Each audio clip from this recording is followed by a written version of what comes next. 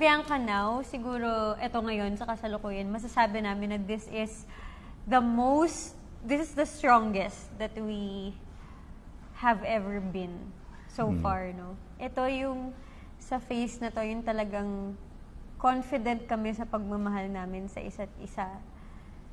And what we love about each other now is that we support each other to the point na there's no way but up for the both of us dahil naghahatakan kami pataas. And that core namin yung isa't isa. Ikaw, kamusta ba tayo ngayon? Core naman natin. Parang right now kasi alam namin na sobrang strong kaming dalawa right now.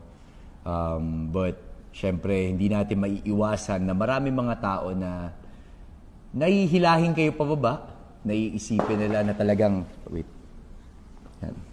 na hindi kami meant to be sa isa't isa. Pero kaming dalawa, hindi lamang para patunayan namin yung relationship namin sa kanila, kundi para patunayan din namin sa isa't isa na talagang we're meant to be together.